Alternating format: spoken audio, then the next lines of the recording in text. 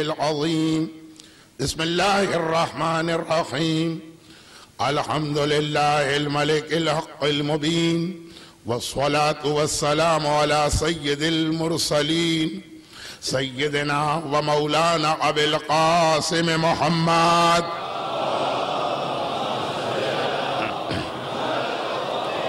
وآله الطيبين الطاهرين المعصومين المظلومين المنتجبين الميامين سيما على الإمام المنتظر والحجة الثاني عشر اللهم عجل فرجه وقرب زمانه وكثر أنصاره وأهلك أعداءه أما بعد فقد قال الله عز وجل في كتابه المبين بسم الله الرحمن الرحيم وما أرسلنا من رسول إلا ليطاع بإذن الله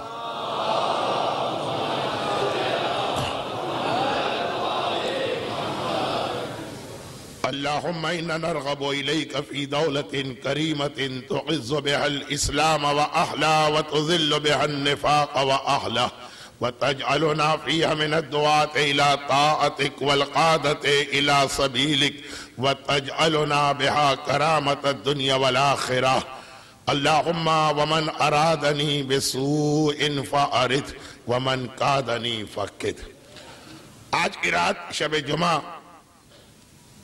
شب دعا بھی ہے جیسا کہ ابھی برادر محترم نے اعلان کیا شب مغفرت بھی ہے اور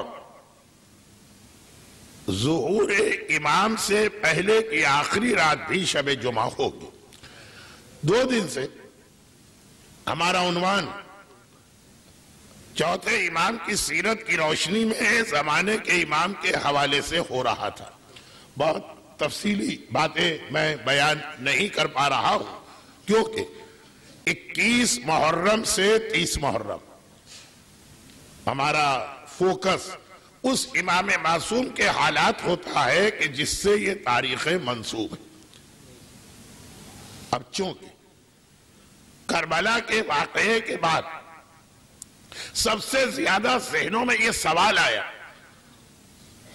خصوصاً وہ لوگ جو کربلا کے بعد پیدا ہوئے 35 سال سوشیالوجی کے ماہرین کہتے ہیں کہ 2 نسلیں گزر جاتی ہیں 2 نسلیں کربلا کے بعد چوتھے امام ہی کی زندگی میں پیدا ہو گئی تو یہ سوال اس لیے چوتھے امام کے حالات میں آخری امام کے حوالے سے بہت سارے پیغامات آتے مگر 21 سے 30 محرم کے علاوہ بھی دنیا میں جہاں کہیں ایسی مجلس پڑھوں جو شب جمعہ کو ہو تو 2 جملوں میں صحیح ذکر ضرور کیا جاتا ہے ان خطروں کا خطرے جو ان لوگوں کے لیے خاص طور پر ہیں جو ظہور کے لیے تڑپ رہے ہیں مگر انہیں اندازہ نہیں کہ بعض بلکہ ایک بہت بڑی تعداد کے لیے ظہور امام کتنا بڑا امتحان اور آزمائش بن کے آئے گا چنانچہ روایتوں میں ہے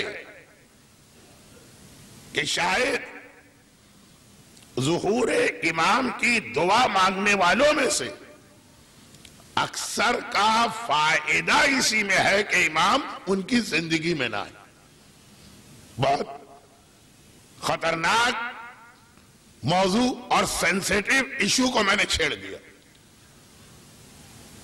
شاید ایک بڑی تعداد کا فائدہ اس میں ہے کہ ان کی ہر دعا قبول ہو یہ دعا قبول نہ ہو دعا شب دعا اس کے حوالے سے یہ تو آپ سنتے رہتے ہیں کہ بندہ مومن کا کام ہے اللہ کی بارگاہ میں دعا کرنا اب اللہ بعض اوقات اسی لیے دعا قبول نہیں کرتا کہ جو دعا ہم مانگ رہے ہیں وہ ہمارے ہی لیے آگے چل کے خطرناک بننے والی تو اللہ اسی انداز سے ہمیں جواب دیتا جس طرح ہم اپنے بچے سے کو جواب دیتے جب وہ چھری مانگنے کی تمنا کرتا ہے یا جلتی آگ میں ہاتھ ڈالنے کی خواہش ظاہر کرتا، ہمیں اس سے محبت ہے، ہم سے اس کا رونا برداشت نہیں ہو رہا، لیکن جب دیکھ رہے ہیں کہ وہ کہتا ہے یہ چھری مجھے چاہیے، یا آگ جلتی ہوئی آگ بڑی حسین لگ رہی ہے، خوبصورت لگ رہی ہے، مجھے چاہیے،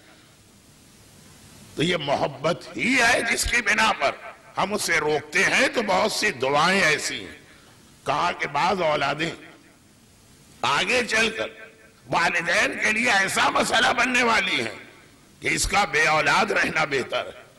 جناب خضر نے تو صاحب اولاد کے بیٹے کو بھی قتل کر دیا، کیونکہ یہ بیٹا آگے چل کر باپ کے لیے مسئلہ بن رہا تھا۔ بعض لوگ جاب، کاروبار، دولت میں برکت، جو دعا مانگتے رہتے ہیں، دینے والے کے پاس کوئی کمی نہیں ہے، لیکن اگر یہ مال اس کے پاس آیا، یہ اسی کے لیے مسئلہ بننے والا ہے، تو یہ دعا کا ایک عام اصول، جب کبھی علماء دعا کے حوالے سے بات کرتے ہیں، آپ بھی کہیں گے کہ مولانا بچوں کی طرح بار بار یاد دلاتے ہیں کہ چوتھے امام کے حالات میں سب سے اہم چیز دعا ہی ہے، صحیفہ کاملہ کی وجہ سے۔ تو دعا کے حوالے سے جب بات کرتے ہیں علماء، تو دعا کی فضیلت بھی بتاتے ہیں، کچھ اہم دعائیں بھی بتاتے ہیں، دعا کا فلسفہ بھی بتاتے ہیں، اور پھر آخر میں دو باتیں یہ بھی بتاتے ہیں کہ کچھ ایسے لوگ ہیں جو دعا کرتے کرتے مر بھی جائیں گے تو اللہ ان کی دعا قبول نہیں کرے گا، اور پھر یہ کہ وہ لوگ جن کی دعا قبول ہونا چاہیے، اللہ ان کے فائدے کی وجہ سے ان کی دعا روکتا ہے۔ آپ کو شاید وہ واقعہ یاد ہوگا، میرے ساتھ ایک مسئلہ یہ ہے کہ جب 2-3 دفعہ پڑھا ہوا واقعہ پڑھتا ہوں تو آدھا مجمع کہتا ہے یہ تو ہم نے بہت سن لیا، آپ کے پاس کوئی نئی بات نہیں، اور آدھا مجمع کہتا ہے آپ اشارہ کر کے کیوں آگے بڑھ گئے، ہم نے تو کبھی نہیں سنا۔ آیت اللہ العظمی آغائے بہبہانی، وہ بہت عظیم عالم کا میں نے نام لیا ہے، وحید بہبہانی، گرچہ آج اپنے صاحبان ایمان میں سے بھی ایک گروہ ان کے بہت سخت خلاف ہے۔ یہ وہ ہیں جنہوں نے اس اخباریت کا مقابلہ کیا تھا جو کچھ عرصے کے لیے شیعت میں آ گئی تھی۔ بہت نہیں، یہ بہت خطرناک موضوع کو میں نے ٹچ کیا، واپس آ جاتا ہوں۔ آغائے بہبہانی کا وہ واقعہ جس میں انہوں نے وہ حدیث پڑھی، اب تک جو میں نے کہا آپ یہ سمجھے ہوں گے کہ مولانا کے ذاتی خیالات ہیں، اور مجمع یہ سمجھ رہا ہوگا کہ مولانا کے ذاتی خیالات سے ہمارا متفق ہونا ضروری نہیں۔ کون سا ذاتی خیال؟ کہ امام کا نہ آنا بعض اوقات صاحبان ایمان میں سے کئی کے لیے فائدہ مند، یہ ذاتی خیال نہیں، وقت کی کمی کی وجہ سے کبھی حوالہ نہیں دے پاتا، لیکن یہ حدیث ہے جو آغائے بہبہانی نے ایک دفعہ پڑھ دی تھی کربلا میں، اور ہنگامہ ہو گیا تھا، اور پھر اس کے بعد خود امام نے اس آدمی کے خواب میں آ کر جس نے سب سے زیادہ ہنگامہ کیا تھا واضح کیا کہ اس حدیث پر شک نہ کرنا، ہمارا ظاہر ہونا بعض لوگوں کے لیے، لوگ نہیں، بعض صاحبان ایمان ان کے لیے نقصان دہ۔ حدیث یہ تھی کہ مومن کا کام یہ ہے کہ روزانہ اپنے امام کے ظہور کی دعا کرے، شب جمعہ یہ دعا اور بڑھا دے، لیکن اگر امام نہ آئے، حدیث کے جملے پہ غور کیجئے گا، اگر امام نہ آئے تو ہم کیا سمجھیں گے کہ بھئی اللہ کی مصلحت نہیں، اگر امام نہ آئے تو یہ سمجھے کہ امام کے نہ آنے میں میرا کوئی فائدہ، اپنا میرا کوئی فائدہ ہے امام کے نہ آنے میں۔ مقداد گرچہ روایتوں میں لفظ یہ ہے کہ اصحاب رسول میں مقداد تیسرے درجے پر ہے، ایمان کے 10 درجے ہیں، سلمان نے 10 کے 10 پا لیے، ابو ذر نے 9 پائے، مقداد نے 8 پائے، مگر یہ بھی روایت ہے کہ ایک حوالے سے مقداد سلمان سے بھی زیادہ افضل ہے، اوورال نہیں، ایک حوالے سے وہ مقداد اکثر ان صاحبان ایمان کو جو حبابہ کی طرح تھے، لیکن حبابہ کل کا واقعہ، لیکن بہرحال اتنے سمجھدار نہیں تھے جتنی حبابہ تھی، وہ صاحبان ایمان جو حبابہ کی طرح رسول خدا کی وفات کے بعد پیدا ہوئے، ان کو ڈانٹ دیتے تھے جب وہ کہتے تھے مقداد تم خوش قسمت ہو، کلمہ بھی رسول کا پڑھا، زیارت بھی رسول کی، ہم بدقسمت ہیں، کلمہ پڑھ رہے ہیں زیارت سے محروم ہیں۔ ڈانٹ دیتے تھے، کیا کہہ رہے ہم جیسے تو سینکڑوں میں 4-5 تھے، تمہیں کیا پتا اگر رسول کے زمانے میں ہوتے تو ہمارے ساتھ ہوتے یا ان کے ساتھ ہوتے۔ اب میں ہر چیز تو واضح نہیں کرنا ہے نا، تو تمہیں کیا پتا؟ تو یہ سمجھو کہ اللہ نے اگر تمہیں بعد میں پیدا کیا تو تمہارے حق میں بہتر کیا۔ اب یہ پورا موضوع میں نے ذرا سا ٹائم سے پہلے چھیڑ دیا، لیکن اس کا خلاصہ یہ کہ بندہ مومن مسلسل دعا کرے، اور یہ آخری زمانے کا سب سے بڑا امتحان، الامان الامان من فتنة الزمان، وہ یہی ہے کہ جب امام آئیں گے تو ہم پہچانیں گے کیسے یہ ہمارے امام۔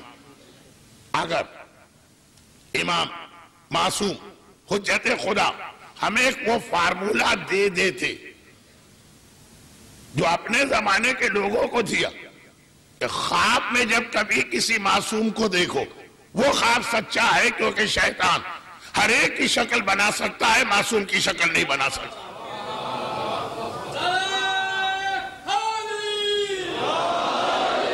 اگر معصوم کی شکل بنا سکے تو اس کو دیکھنا بھی عبادت ہو سکتا۔ اگر شکل بنا کے آ گیا نا تو کہا کہ شیطان ہر شکل بنا سکتا، معصوم کی نہیں، اس لیے وہ خواب سچا۔ اگر ایسا ایک فارمولہ ہم کو دیتے کہ آخری زمانے میں جو امام جو کہے کہ میں امام ہوں وہ ہمیشہ سچا ہوگا، کیونکہ شیطان جھوٹا دعویٰ امامت نہیں کر سکتا، اگر یہ فارمولہ دیتے تو پھر بھی ہمیں آرام اور اطمینان سے بیٹھنے کا چانس تھا۔ کہا نہیں، آخری زمانے میں 12 یا 40 یا 70 تو بڑے خطرناک قسم کے جھوٹے آئیں گے۔ بڑے خطرناک کن معنوں میں؟ وہ سارے معجزات لے کے آئیں گے جو آج تک ہم سنتے آئیں۔ بھئی آج کی جدید ٹیکنالوجی میں آگ میں بیٹھے اور نہیں جلے ممکن ہے، ابراہیم کا معجزہ۔ آج کی جدید ٹیکنالوجی میں سمندر کے 2 ٹکڑے کر کے گزرے، پانی کا ایک قطرہ بھی آپ کو گیلا نہیں کرے گا، موسیٰ کا معجزہ۔ یہ ساری چیزیں آج ممکن ہے۔ وہ معجزات جو روایت میں ہے کہ ہر نبی کا معجزہ ان کے زمانے کا معجزہ، بات کا نہیں، سوائے اللہ کے رسول کے، اس لیے کہ اللہ کے رسول کا زمانہ کبھی ختم ہو ہی نہیں سکتا۔ پیغمبر کے معجزات ہمیشہ ہیں۔ تو اب وہ جو سارے معجزات، سر پہ سایہ کرنا، آج کل بادل ہمارے کنٹرول میں ہیں، ایک چھوٹے سے ریموٹ کی مدد سے جس کے سر پہ آپ چاہیں بادل لے جائیے، جس کے سر پہ چاہیں بادل کو اس کے ساتھ ساتھ چلائیے۔ آج کے زمانے میں کسی کا سایہ غائب کر دینا، یہ دیکھیے سارے وہ معجزات ہیں جو آپ نے تاریخ میں پڑھے ہیں، اور شاید کچھ بچوں کے ذہن میں یہ ہو کہ زمانے کا امام یہ معجزات لے کے آئے گا تو ہم یقین کر لیں گے۔ مگر موسیٰ کی طرح دریا سے گزرنا، ابراہیم کی طرح سے آگ میں بیٹھنا، عیسیٰ کی طرح سے کوہڑی کو صحت یاب کر دینا، بلکہ روایت میں یہ ہے کہ آخری زمانے میں کچھ مردے بھی زندہ کر دیے جائیں گے۔ اور یہ تو ایک الگ بحث چل رہی ہے مجتہدین اور ڈاکٹروں کے درمیان کہ وہ لوگ جو مشین پر زندہ کیے گئے کیا وہ زندہ ہے کہ نہیں، یعنی وارث کو اجازت ہے کہ مشین کا بٹن آف کر دے تاکہ وہ بیچارہ بستر پہ 20 سال سے تکلیف میں پڑا، یا یہ قتل کہلائے گا؟ تو خیر وہ تو اپنی جگہ، یہ سارے معجزات، خاص طور پہ یہ جو سائے والی بات میں نے کہی بہت ہی آسان، بلکہ ٹیلی ویژن کے ریکارڈنگ میں 2 کیمرے لگائے اس لیے جاتے ہیں کہ سایہ غائب ہو جائے۔ تو اب یہ سارے معجزات، ان کی مدد سے 12 یا 40 یا 70 جھوٹے امام بنائے جائیں گے۔ اب تو خطرہ اور بڑھ گیا۔ اگر فارمولہ ہوتا کہ نہیں، شیطان ہر دعویٰ کر سکتا، امامت کا دعویٰ نہیں کر سکتا، لیکن کتنے شیطانوں نے ایسے دعوے کیے، لسٹ گنواؤں نہیں، خیر تو کتنے شیطانوں نے ایسے دعوے کیے، آخری زمانے میں بھی کریں گے۔ وہ والے شیطان تو بہت پرانے سینئر قسم کے، وہ دعوے کر سکے، معجزہ نہ دکھا سکے. ایک ایک عورت اس طرح سے منہ کی کھانا پڑتی تھی. اگر غلطی سے معجزہ تو چھوڑے، ابن جوزی کی زبان سے نکل گیا سلونی سلونی قبل ان تغفلونی. لیکن آخری زمانے کے جھوٹے دعوے والے تو معجزے بھی لے کے آئیں گے. آپ کو معلوم ہے کہ آج ایک چھوٹا سا موبائل اتنے معجزات دکھا سکتا ہے اپنی جگہ بیٹھے بیٹھے. یہ تو بہت بڑا ہے. اب وہ ایک مرتبہ پھر موبائل کا سائز بڑا ہونے کا چکر آ رہا ہے، لیکن مختصر ترین تو خلاصہ یہ کہ یہ بڑا فتنہ. اس سے بچاؤ کا ذریعہ کیا؟ وہ اپنی جگہ بات ابھی آ رہی جہاں مجھے رکنا، وہ یہ کہ آج شب جمعہ اور عاشور کے دن دعائے کمیل اور عاشور کی دعائے علقمہ میں یہ جملہ کیوں آتا؟ اللہم ومن ارادنی بسوء فارد ومن کادنی، کادا قید مکر فریب. اے خدا جو ہمیں دھوکہ اور فریب دینا چاہتا ہمیں اس سے بچا کے اس کا فریب اسی پہ پلٹا دے. یہ کون ہوگا جو ہمیں فریب دے گا؟ یہ کون ہوگا جو ہمیں دھوکہ دے گا؟ بات بہت زیادہ موضوع سے ہٹ رہی ہے، اس لیے ایک جملہ کہہ کے ایک مثال، اپنے موضوع کی مثال. یاد رکھیے دشمن اتنا نقصان نہیں پہنچاتا جتنا نقصان دوست پہنچاتا. یاد رکھیے صفوں کے باہر کھڑا رہنے والا اتنا نقصان نہیں پہنچاتا جو ہمارا جیسا بن کے ہماری صفوں میں کھڑا ہو کے ہمیں نقصان پہنچا رہا. یاد رکھیے کافر اتنا خطرناک نہیں ہے جتنا خطرناک منافق ہے. Let's join them. یہ جو انگریزی کا محاورہ ہے کہ اگر کسی قوم کو، ملت کو باہر سے نقصان نہ پہنچا سکو ان میں شامل ہو جاؤ اور اس کے بعد جو چاہے نقصان پہنچا سکتے ہو. چنانچہ جو ساری زندگی اسلام کے خلاف لڑا وہ نقصان نہ پہنچا سکا، لیکن جب صفوں میں آ گیا اسلام کے اور پھر جو نقصان پہنچایا تو کربلا تک ہمارے سامنے اسی کی وجہ سے آیا. یہ بہت بڑا خطرہ ہے. یہ جو آپ تاریخ اسلام سن رہے اور مزہ لے رہے، مجھے خوشی اس بات کی ہے کہ خوش تاریخ کو مجمع اکتاہٹ یا بوریت کے عالم میں نہیں سن رہا، سمجھ رہا اور مزہ لے رہا. وہی تو تھا نا، ایک ہی گروہ تھا. جب تک باہر رہا کوئی نقصان نہ پہنچا سکا، اور جب ہم جیسا بن کے آ گیا تو اس نے کتنے نقصان پہنچا. اب اس جملے کو میں ذرا سا ایک اور مثال سے واضح کرتا ہوں. کل کی بات یہ تھی، کل کے مجلس میں ایک چھوٹی سی بات وہ یہ تھی کہ ہمارے چھٹے امام صادق آل محمد امام جعفر صادق علیہ السلام امام کی تیاری، چھٹے امام کی تیاری بہت پہلے سے کروائی گئی.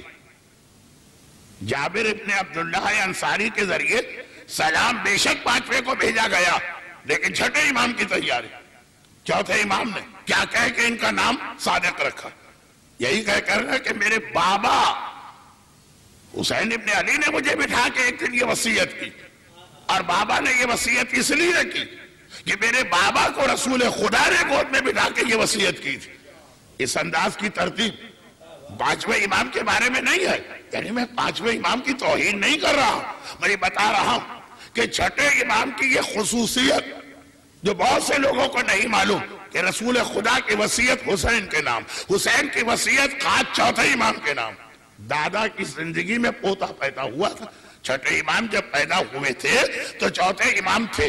اور اس کی وضاحت بھی آگے کہ یہ اتنی اہمیت کیا تھی. لیکن اب ایک جملہ، اور شاید یہ اپنی جگہ بعد میں چل کر، بعد کیا کل ہی کی مجلس ہے میرے پاس تو بعد میں چل کے ذرا سا اہم موضوع بنے، لیکن اب یہ ایک جملہ سنی. راوی، دشمن کا نقصان اور دوست کا نقصان. یزید، اور یزید کے بعد دشمن، کھلم کھلا دشمن. کربلا میں اپنی حد تک جتنا ان کے اختیار میں تھا انہوں نے ظلم کیا. منصور، ہارون، یہ بنو عباس ہیں. انہوں نے آل محمد سے رشتہ داری، بھائی فرسٹ کزن، بار بار یہ جملہ یہ لوگ کہتے تھے. عبد المطلب کے 2 بیٹے تھے، ابو طالب کی اولاد میں آپ ہیں، عباس کی اولاد میں ہم ہیں، ہم بھی کزن، آپ بھی کزن. بڑے خلوص سے ملتے تھے بظاہر، ہر جگہ جب اپنا جو بھی ان کا موومنٹ تھا اقتدار کے لیے، لیکن نام ہر جگہ آل محمد کا رکھا، خاندان والے بن کے آئے، دوست بن کے آئے، چاہنے والے بن کے آئے، یہ وعدہ کر کے آئے کہ اگر ہمیں اقتدار مل گیا تو یہ ہم آپ کو دیں گے، یہ آپ کا حق۔ یہ دوست، وہ دشمن جو کبھی کہتا دربار میں بیٹھ کر شراب کے نشے میں یزید کہاں ہیں میرے بزرگ، آگے دیکھیں آج میں نے ان کا انتقام لے لیا، کھلم کھلا، کوئی لگی لپٹی نہیں رکھتا، کھلم کھلا بات کر رہا کہ میں تو عالم کفر کا انتقام ان سے لینا چاہ رہا ہوں۔ خالی انتقام کی بات نہیں، لعبت بنی ہاشم بالملک، حکومت حاصل کرنے کے لیے ایک ڈرامہ اور ایک ڈھونگ رچائے گا، کھلم کھلا۔ وہ دشمن منصور، ہارون، مامون، دوست، ہم آپ کے قتل، ہم آپ کے لیے جنگ کر رہے، ہم آپ کو آپ کا حق دلوانا چاہ رہے۔ اب فرق دیکھیے، چھٹے امام کا بہت اہم ایک رول ہے، تبھی رسول خدا سے لے کے امام حسین اور امام حسین سے لے کے امام سجاد تک ہر ایک نے چھٹے امام کی شخصیت کو ہائی لائٹ کیا۔ میرا موضوع چوتھا امام، لیکن چونکہ چوتھے امام ایک ہی حدیث کی وجہ سے چھٹے امام کا نام صادق پڑا۔ اب ایک بات سنی، گرچہ موقع ملا تو اس کے ساتھ ایک مولا کی ایک روایت بھی پڑھ دوں گا، لیکن فی الحال راوی حج کر رہا، چوتھے امام کے حالات میں حج کا بھی تذکرہ کرنا۔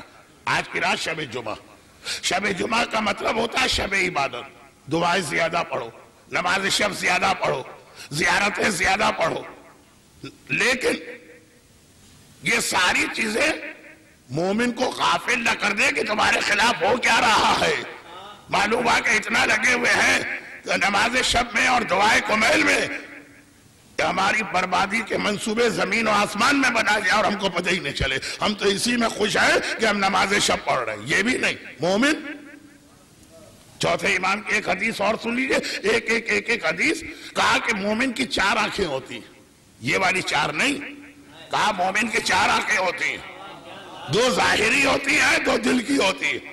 ظاہری آنکھوں سے دنیا کو دیکھتا اور دل کی آنکھوں سے وہ دنیا میں جو ہو رہا اس کی حقیقت کو دیکھتا، اس کے پیچھے ہے کیا وہ یہ دیکھتا ہے۔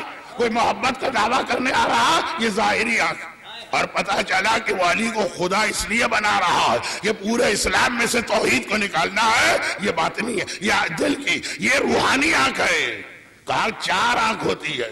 بھئی اگر کوئی میرے سامنے آئے اور میرے مولا کے وہ فضائل بیان کرے کہ جس کے اندر اللہ بھی پیچھے رہ جائے، علی آگے بڑھ جائے۔ بھئی نصیریت کے نام سے ایک فرقہ ہے، لیکن بہت سارے لوگ جو جس طرف میں آپ کو لے جا رہا تھا، آج لے نہیں جاؤں گا ورنہ بات بہت سے لوگوں کے لیے مشکل ہو جائے گی، لیکن چوتھا امام کہتا ہے 4 آنکھیں، 2 ظاہری 2 دل کی۔ ظاہری آنکھوں سے سامنے دیکھتا، دل کی آنکھوں سے ہر چیز کے پیچھے چھپے ہوئے مقصد کو دیکھتا۔ مولا کی حمایت میں ایک آدمی آ گئے، یا ابوالحسن آپ کہاں کیسے چھن گئے؟ ایک اشارہ کرے، مولا نے کہا تم اسلام کے اتنے ہمدرد کب سے بن گئے ہو؟ اب یہ ہے مومن کے اندر وہ آنکھ کہ دیکھے کہ ہماری قوم میں، ہمارے لوگوں میں کوئی ایسا تو نہیں جو بظاہر بڑی محبت کی بات کر رہا ہے لیکن اس کی نیت کچھ اور ہے۔ اتنی سمجھ، اور یہ خالی عقیدے کی حد تک نہیں ہے، یہ حدیث بھی ابھی میں پڑھ کے آ رہا تھا، ویسے تو مجھے یاد ہے لیکن اتفاقاً انٹرنیٹ پہ بیٹھا ہوا شیخ عباس قمی کی منتہی الاعمال دیکھ رہا تھا، حدیث کہا کہ مومن کے لیے سزاوار نہیں ہے، اور مجھے تعجب ہے اس مومن پر جو جسمانی صحت کے حوالے سے کھانے پینے کی چیزوں میں کتنی احتیاط کرتا اور ایمان کے حوالے سے گناہوں میں کوئی احتیاط نہیں کرتا۔ کھیر مت کھائیے گا مولانا، گلاب جامن نہیں کھائیے گا، آئس کریم نہیں کھائیے گا، شوگر بڑھ جائے گی۔ غیبت سن لیجئے گا، کوئی حرج نہیں، ہم سنا رہے ہیں آپ سن لیجئے گا۔ ارے گلاب جامن سے زیادہ خطرناک یہ غیبت ہے۔ گلاب جامن جسم کو نقصان پہنچاتی ہے، غیبت ایمان کا خاتمہ کر دے۔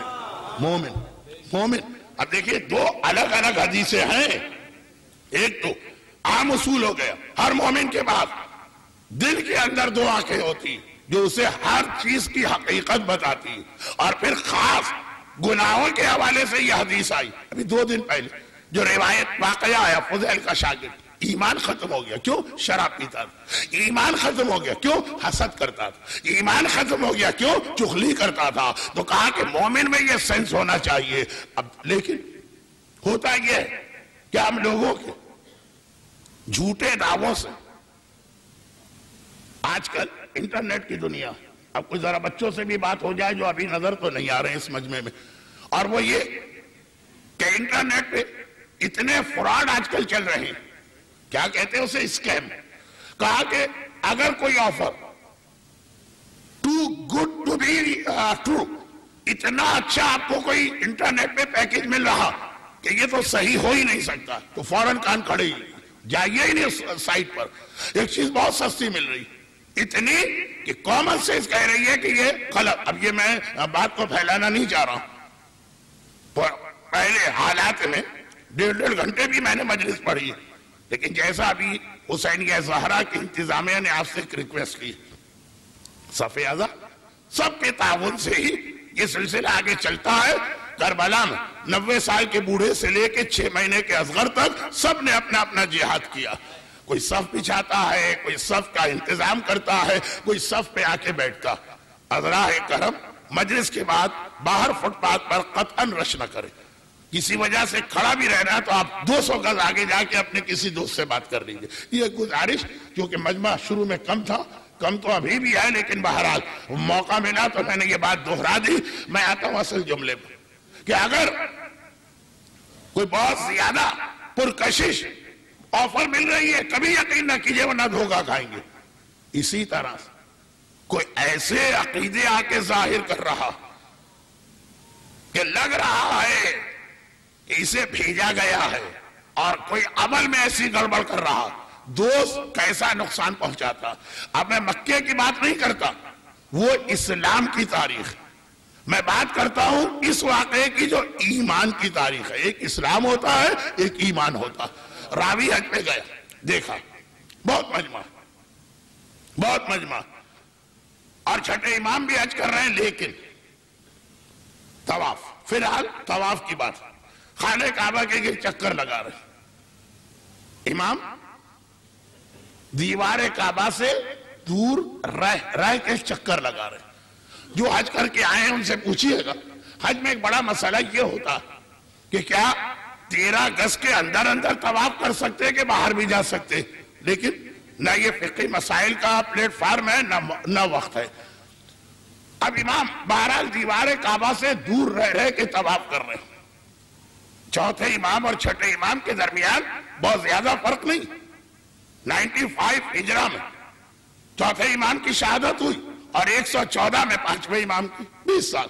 تو یہ راوی چوتھے امام کا حج بھی دیکھے ہوئے اور چھٹے امام کا حج بھی دیکھ رہا ہے۔ آکے ایک سوال کیا، یہ سوال نہیں، یہ ایک ٹریجڈی ہے آل محمد کی، اور یہ پیغام ہے کہ دشمن کے مقابلے میں دوست سے زیادہ خبردار رہنا۔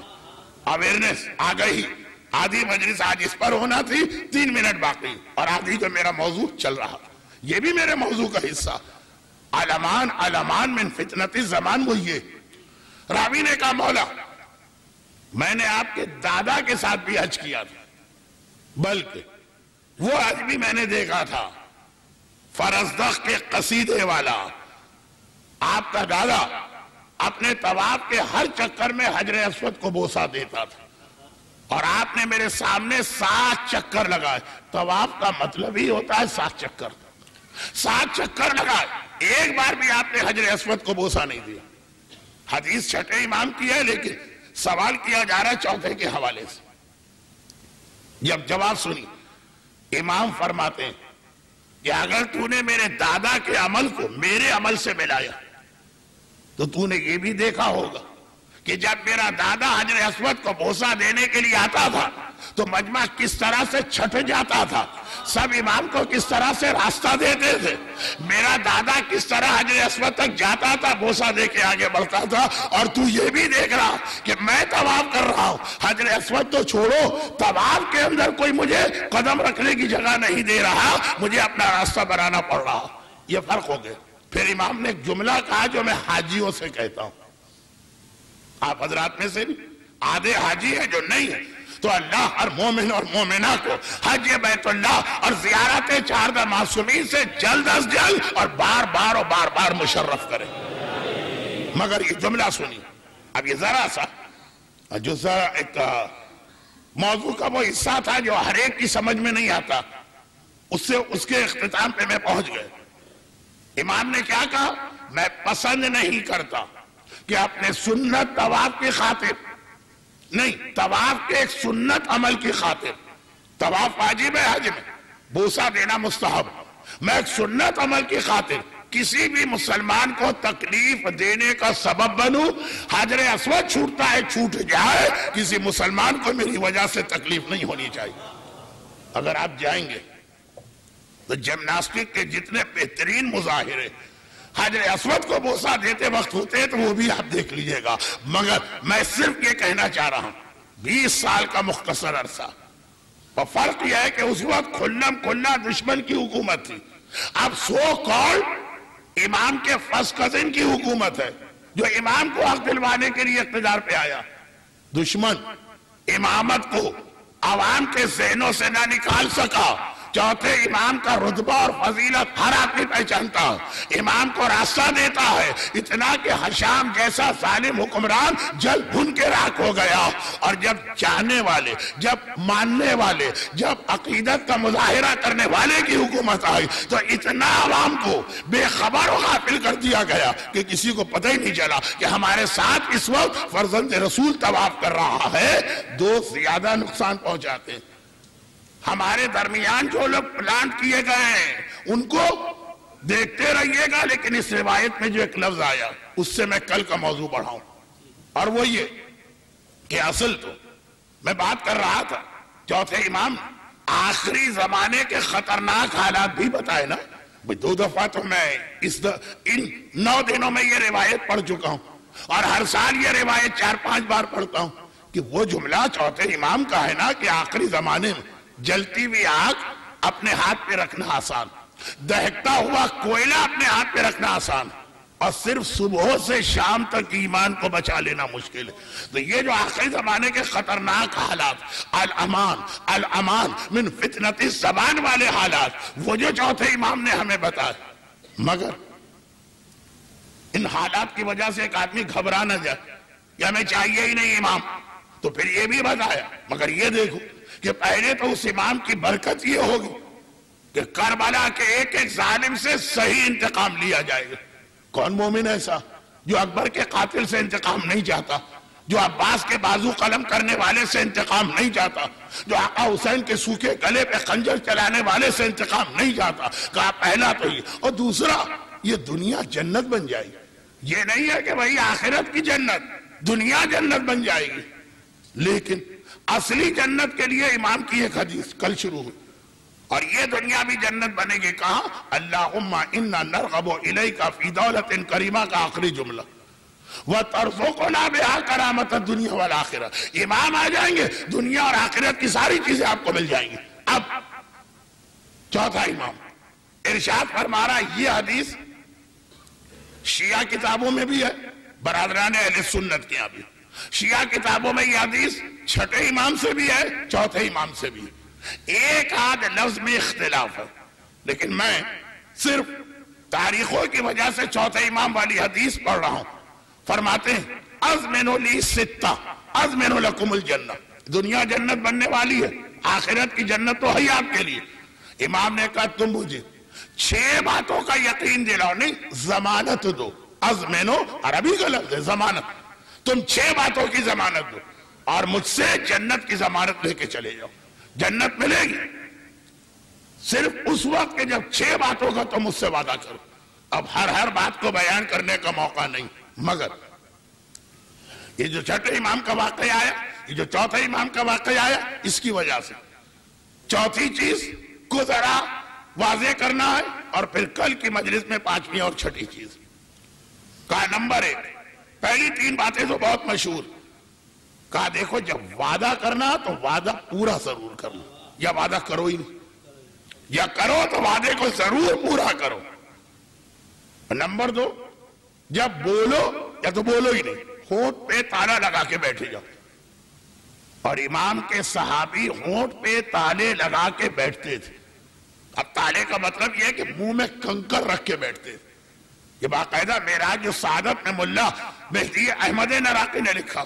کیوں کہا؟ اس لیے کہ زبان ہی ہمارے جسم کا وہ حصہ ہے جو ہمارے کنٹرول میں نہیں. چنانچہ اس کو آزاد چھوڑو ہی نہیں جب زیادہ ڈر ہوتا ہے آدمی کو.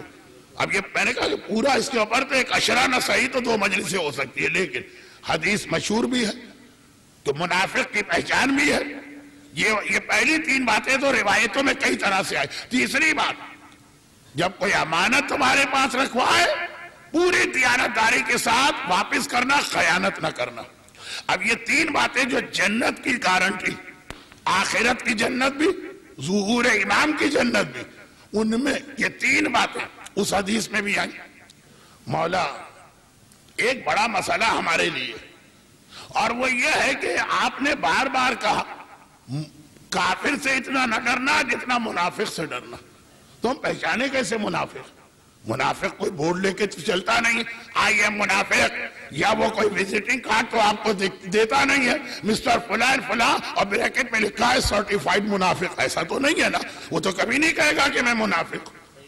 مولا ظہور امام کے بعد روایت یہ کہ ایک ذمہ داری خاص مولا کو دی جائے گی. ظہور امام کے بعد ایک ذمہ داری خاص مولا کو دی جائے گی، اور وہ یہ کہ دنیا کے ہر انسان کی پیشانی پر میرا مولا مہر لگائے گا. مومن کی پیشانی پر ہوگا ھذا مومن، کافر کی پیشانی پہ ہوگا ھذا کافر. لیکن جب تک کہ ظہور امام نہ ہو ہم کیسے پہچانے؟ معصوم نے، بلکہ یہ تو حدیث رسول کی بھی ہے، کہ منافق کی 3 پہچان: بولتا ہے تو جھوٹ، اور کبھی تو بغیر کسی وجہ کے امانت رکھتے ہیں تو ہمیشہ خیانت کرتا، وعدہ کرتا ہے ہمیشہ وعدہ خلافی کرتا. ایک اور حدیث معصوم نے کہا دیکھو کسی کی کثرت نماز اور روزہ سے دھوکہ نہ کھانا. اگر ایمان چیک کرنا ہے تو یہ 3 باتیں. تو پہلی 3 باتیں اتنی مختلف روایتوں اور اتنے مختلف عنوانات، مومن کی پہچان، منافق کی پہچان، جنت کی ضمانت، کہ میں اس کی تفصیل تو چھوڑے اشارے میں بھی نہیں جا رہا. چوتھی چیز، ایک خاص وجہ سے اسے آج ذرا سا ایک اہم مسئلہ بنانا. چوتھی چیز، اگر کوئی تمہارے اوپر احسان کرے یا نیکی کرے تو خبردار کبھی بھی احسان کرنے والے کے احسان کو نہیں بھلانا. اگرچہ بہت آسان اس کا لفظ ہے، لیکن میں نے کسی وجہ سے وہ لفظ استعمال نہیں کیا، کیونکہ میں جہاں جانا چاہ رہا ہوں وہاں پہ یہ لفظ آپ کو بڑا سخت لگے گا. ورنہ بہت آسان، احسان فراموش نہ بنو تب جنت ملے گی. اللہ کی جنت میں کسی احسان فراموش کے لیے قطعاً جگہ نہیں.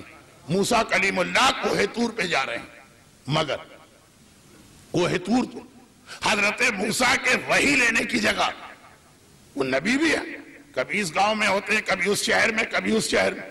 تو جہاں ہوں گے وہاں سے کوہ طور جاتے، راستے الگ الگ ہوتے.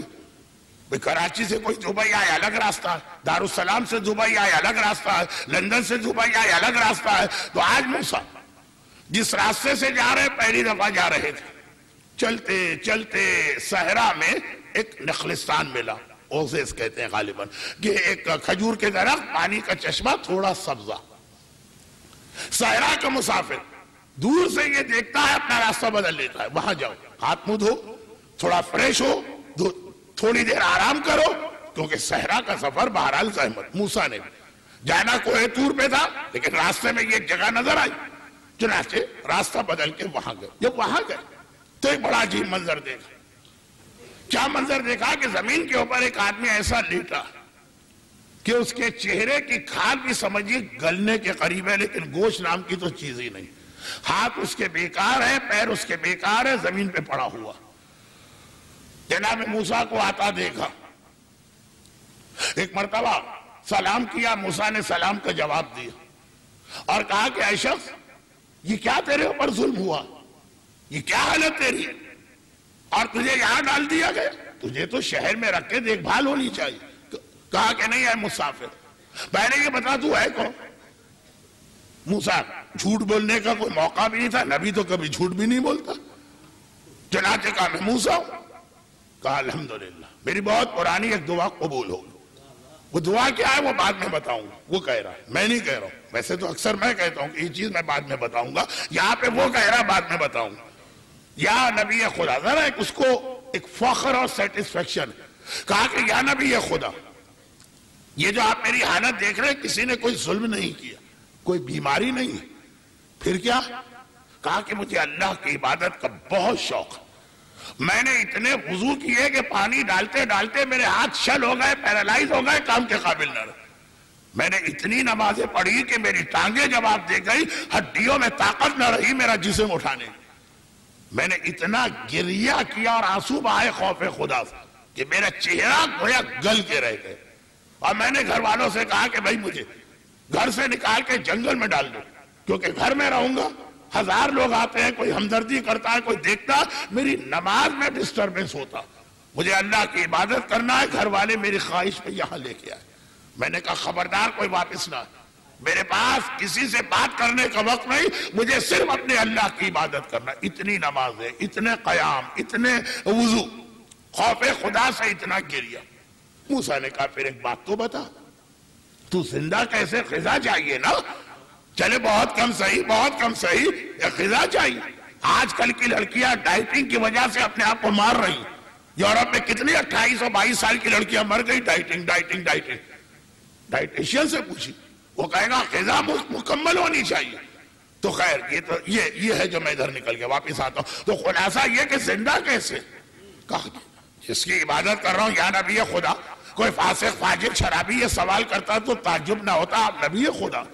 ارے بھائی جس کی عبادت کر رہا ہوں, میری دیکھ بھال کرنے والا پروردگار ہے. ایک پرندہ اس نے مقرر کیا جو روزانہ صبح و شام کو آتا, اپنے ساتھ ایک انار لے کے آتا, اپنی چونچ سے انار کو کھولتا, ایک ایک دانہ میرے جسم میں داخل کرتا ہے, اور وہ ایسا انار ہے کہ 12 گھنٹے کے لیے وہ کیلوریز یا غذائیت, یہ تو میرے جملے آپ نہیں کہیے گا, روایت میں دکھائی کہا لکھا ہے کیلوریز. مقصد یہ کہ جتنی غذا چاہیے مل جاتی ہے. زمین پہ پڑا ہوں, خالی عبادت کرنا ہے کتنی صبح و شام. موسیٰ نے کہا یہ تو نے کیا کہا کہ تیری دعا پوری ہو گئی. کہا کہ یا نبی خدا, جب کوئی آدمی امتحان دیتا تو اسے نتیجے کی تو بڑی فکر ہوتی ہے نا. مجھے یہ بڑی فکر ہے, فکر نہیں بھئی یہ تجسس ہے کہ جنت میں میرا رتبہ کہاں ہوگا, آپ کے برابر ہوگا یا شاید آپ سے بھی اونچا ہو. اب وہ فخر سے کہہ رہا اللہ عادل بھی ہے, ارحم الراحمین. موسیٰ نے کہا, وہ کہہ رہا ہے کہ میں خدا سے دعا کر رہا تھا کہ خدا آپ کو بھیجے تاکہ میں آپ سے اس سوال کا جواب لوں.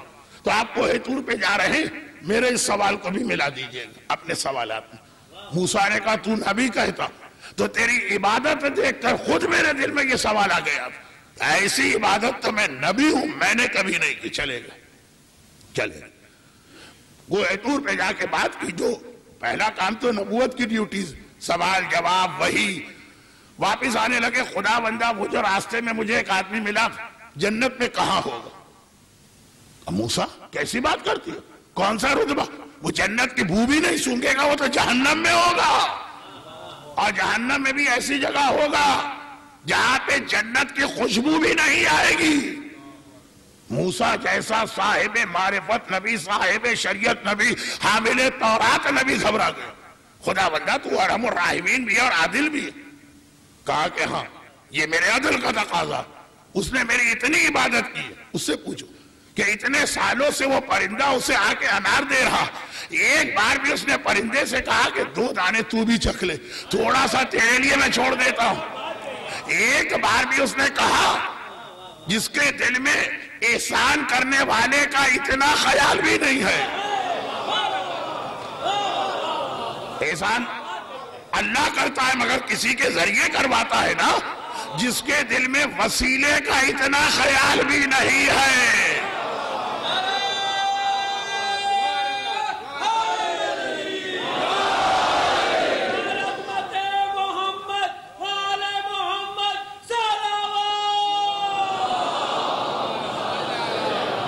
ہم احسان فراموش قوم نہیں ہیں, جو احسان کرتا ہے ہم اس کو یاد کرتے.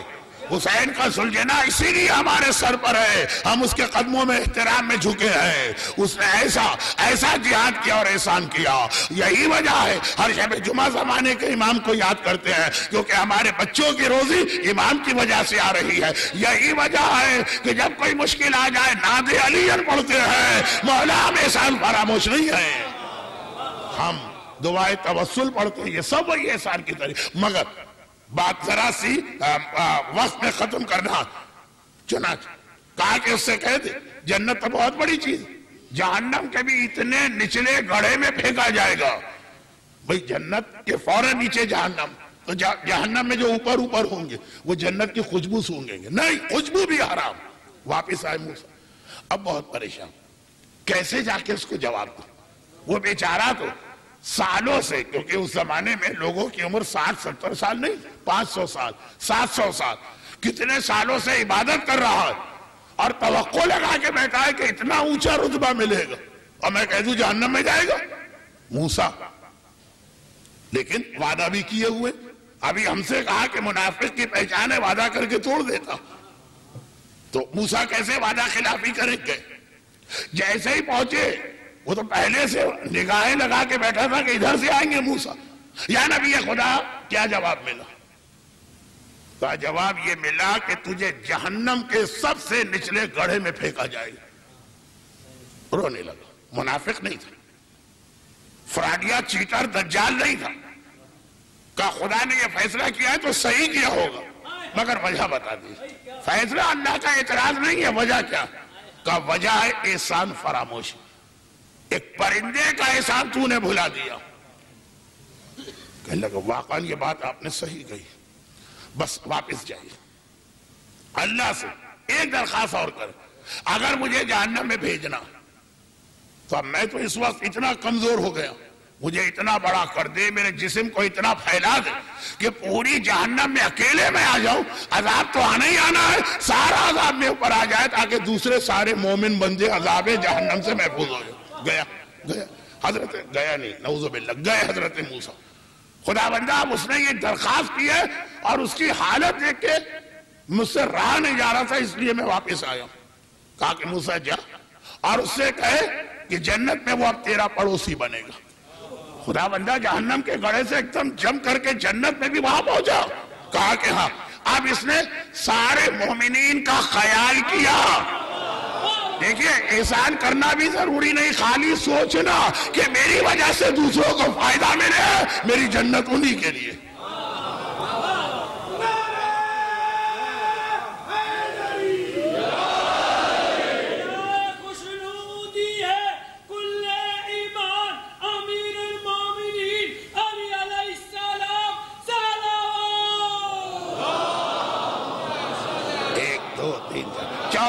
چوتھی شرط، چوتھے امام نے کہا چوتھی شرط، چوتھا امام چوتھی شرط جنت کا کہ میں ضمانت دیتا ہوں اگر احسان فراموشی نہ کرو، دنیا جنت بن جائے گی بشرط یہ کہ تم یہ چوتھی بات مانو، احسان فراموشی نہ کرو۔ اب آئیے والدین کا اتنا حق کیوں بتایا گیا؟ آج بیٹا اور بیٹی کہہ دیتے انہوں نے کیا ہی کیا ہمارے لیے، جب تم اپنے بدن میں سے ایک مکھی اڑانے کے قابل نہ تھے، یہ تھی ماں جو رات کو 10 دفعہ جاگ کے تمہیں بچایا کرتی تھی ان کیڑے مکوڑوں تک سے، آج تم کہتے انہوں نے کیا کیا؟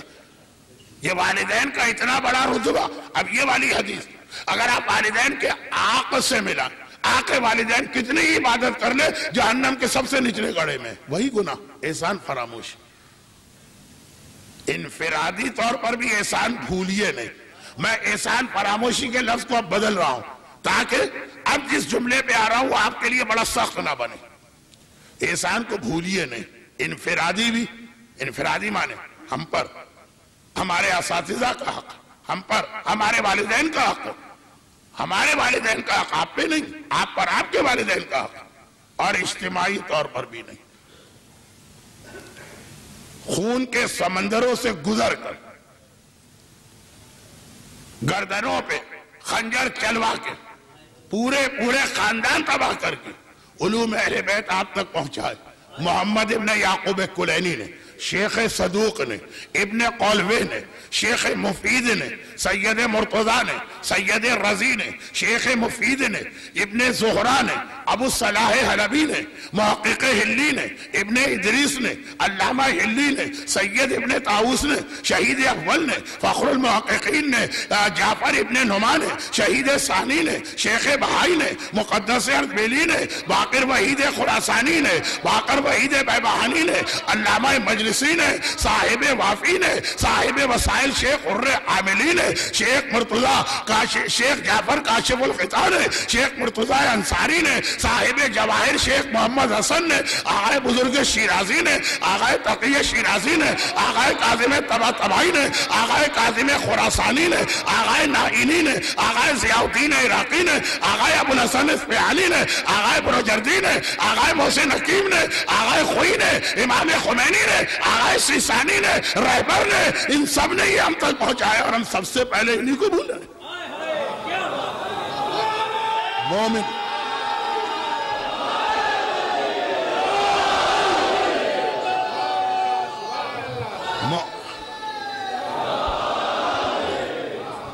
مومن شیعہ قوم کا مزاج، ہم کبھی بھی کسی کا احسان نہیں بھولتے۔ ہمارے یہاں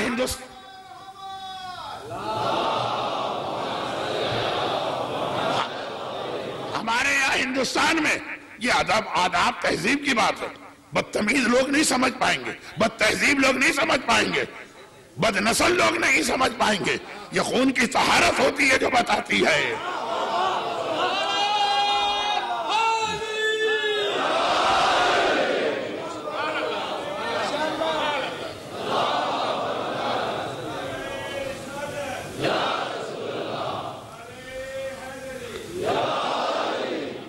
میں اس حوالے سے بات نہیں کر رہا ہوں، میں احسان کے حوالے سے بات کر رہا ہوں۔ یہ طہارت ہوتی ہے نسب کی جو بتاتی ہے کہ احسان نہیں بھولنا۔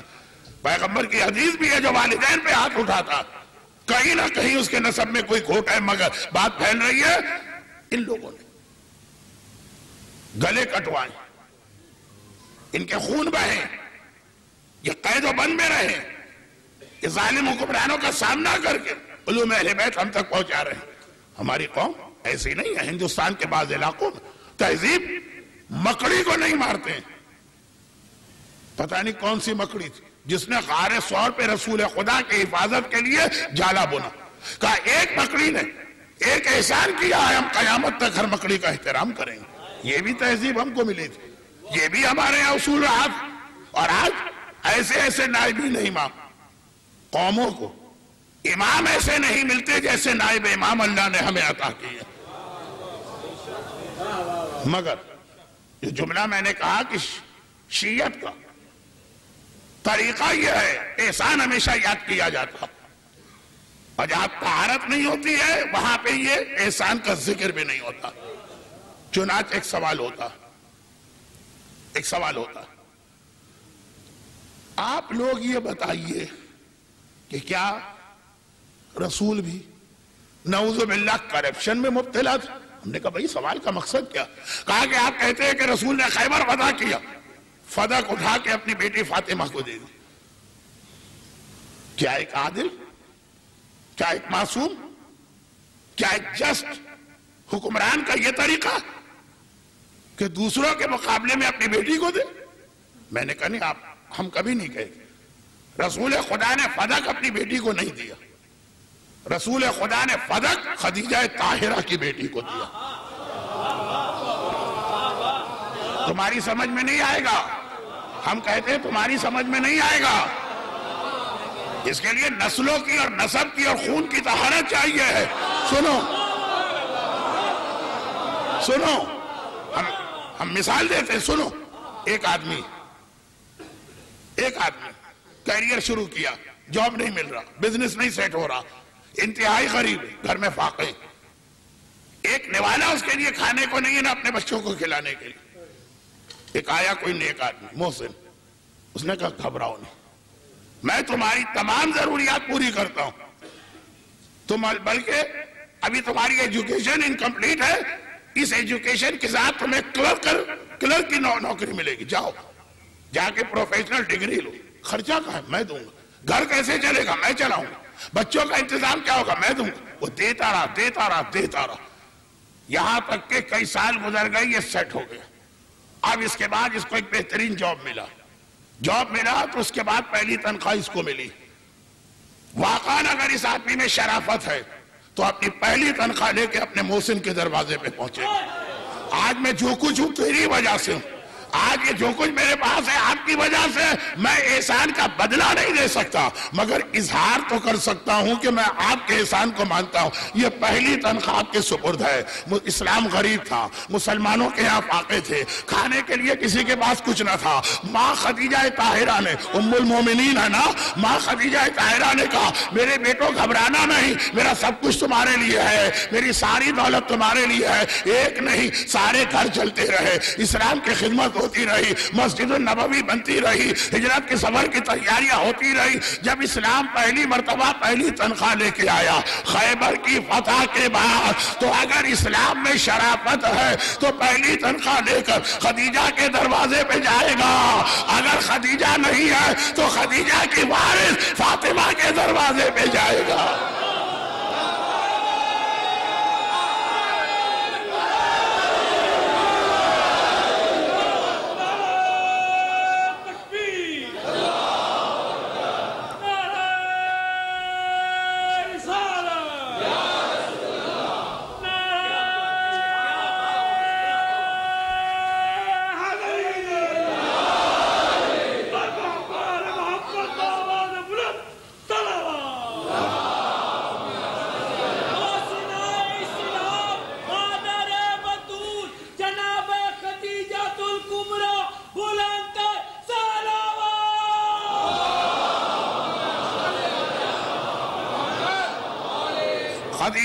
خدیجہ نہیں ہے دنیا سے گئی، خدیجہ کے وارث، خدیجہ کی جانشین.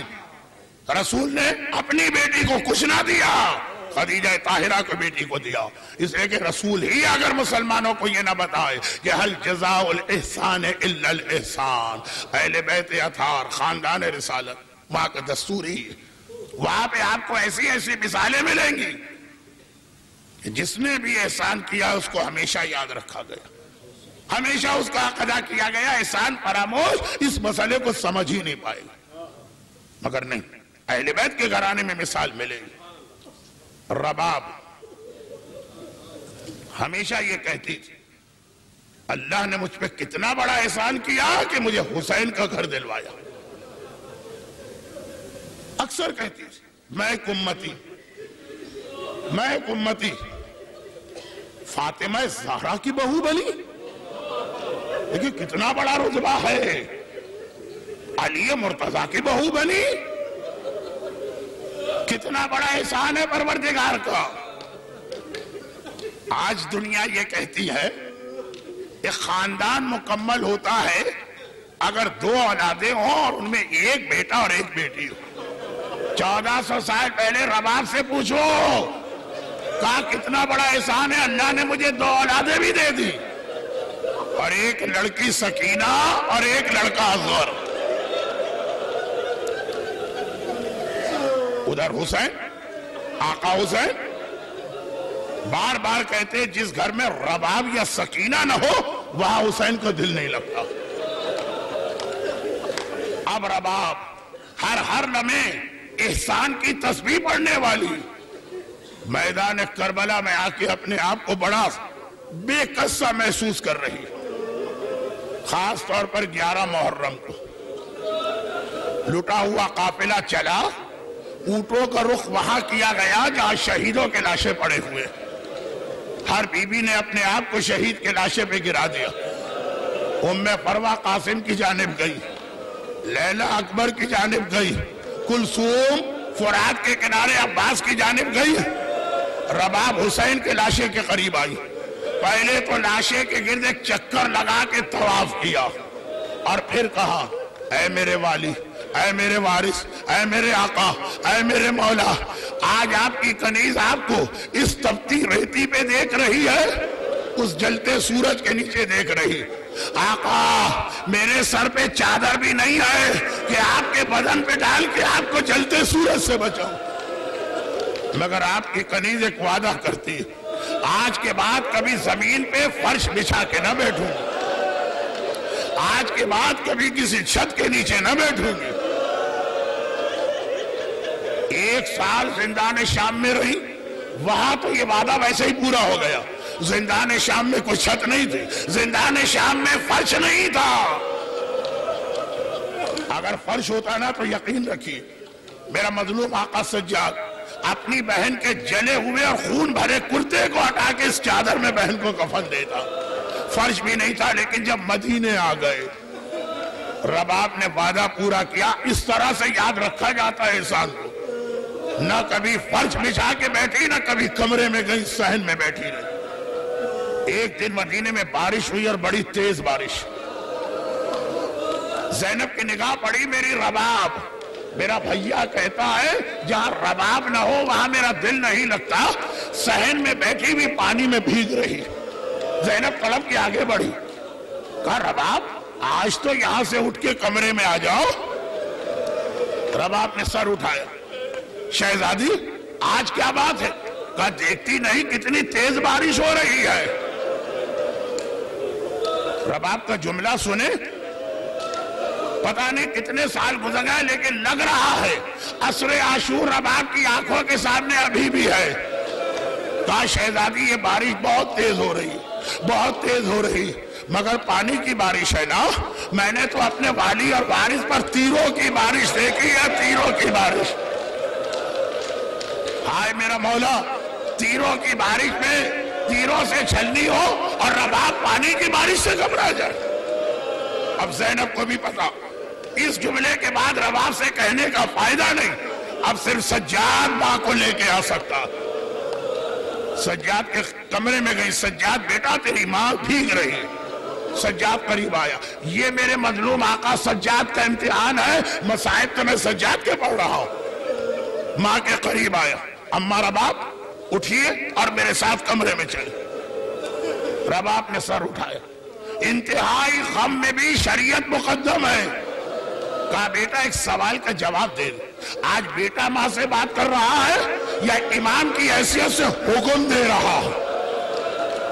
ذرا سوچیے آقا سجاد کا کتنا بڑا امتحان ہے، لیکن پتہ ہے اگر ماں بیٹے کی بات کہیں گے نہیں اٹھیں گے۔ کہا اماں آج آپ کا امام آپ کو حکم دیتا ہے۔ ارے کیا قیامت گزری ہوگی آقا سجاد پر،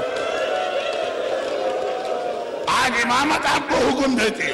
رباب نے کہا بیٹا اب مجھے کوئی اعتراض نہیں ہے، امامت پہ ساری چیزیں قربان، یہ کہہ کے اٹھنے لگی۔ آسمان کو دیکھا، خدا بندہ کربلا میں ایک امام سے وعدہ کیا تھا چھت کے نیچے نہ جاؤں گی، مدینے میں دوسرا امام حکم دے رہا ہے، حکم امام کی مخالفت نہیں کر سکتی، میرا وعدہ بچا لے، میرا وعدہ بچا لے۔ ایک بار زینب نے دیکھا، کھڑے ہوتے ہوتے رباب لڑکھڑا کے گرنے لگی، گھبرا کے کہا سجاد میری رباب کو کیا ہوا؟ ایک بار پلٹ کے دیکھا، پھوپھی اماں انا للہ و انا الیہ راجعون، ارے میری ماں مجھے چھوڑ کے بابا کے پاس پہنچ۔ اجرکم علی اللہ الا ولعنت اللہ علی اعدائہم اجمعین۔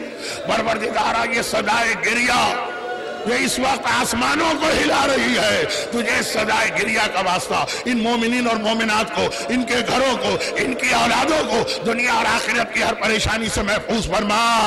خدا بندہ ان کی ساری حاجتیں پوری فرما، غم حسین کے سوا ہمیں دنیا اور آخرت کے ہر غم سے محفوظ فرما، ہم سب کے تمام مرحومین کی مغفرت فرما، بیماروں کو شفائے کاملہ عطا فرما۔ رباب کی سکینہ اور رباب کی اصغر کی پیاس کا واسطہ ان تمام مومنین اور مومنات کو روزی کی ہر پریشانی سے محفوظ فرما، اور ان مظالم کے انتقام کے لیے اپنی آخری حجت وارث کربلا امام زمانہ کے ظہور میں تعجیل فرما۔ ماتم حسین حسین حسین حسین